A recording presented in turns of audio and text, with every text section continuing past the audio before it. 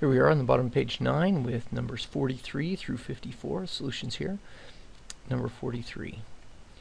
We're going to take 7 over the square root of 2, and it says to rationalize the denominator, which means to take this and turn it into a rational number as opposed to an irrational number like it is.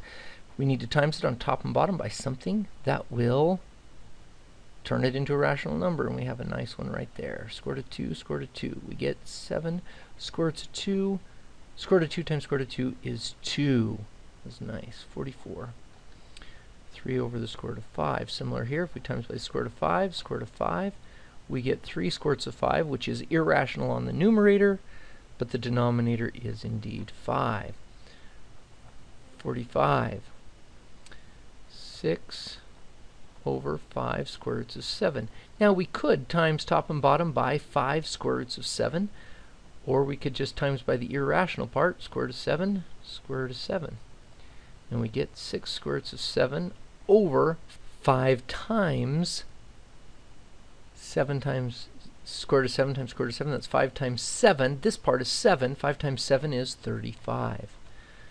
Number 46.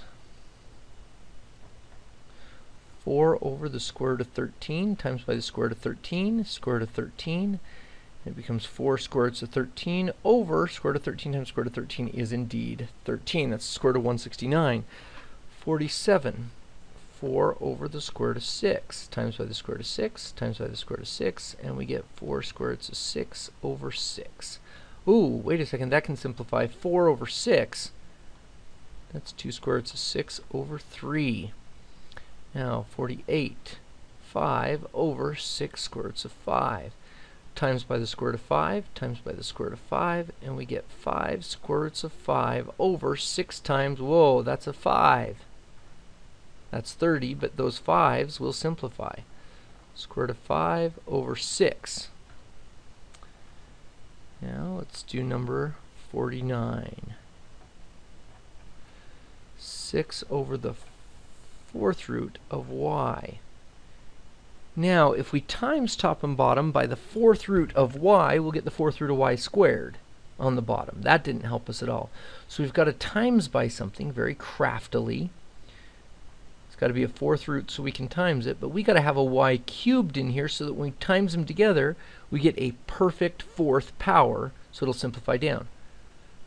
4th root of y cubed. And this will give us 6 4th roots of y cubed over the 4th root of y to the 4th power, which is y. Number 50. 7 over the 5th root of m squared. We're going to times by something that'll make this a 5th power. That sounds like an m cubed. So 5th root of m cubed on top and bottom. And that will give us 7 5th roots of m cubed over 5th root of m to the 5th is m. And 51. It's 11 over the 7th root of x to the 5th. So we're going to times by something that'll make this a perfect 7th. That means we're going to have the 7th root of x squared. And that will make it, when we times that, that'll be the 7th root of x to the 7th. So that's 11 7th roots of x squared over x. All right, number 52.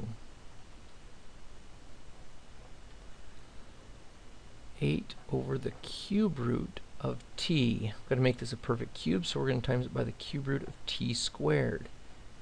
Cube root of t squared, so that's 8 cube root of t squared over, now that's cube root of t cubed, which is t.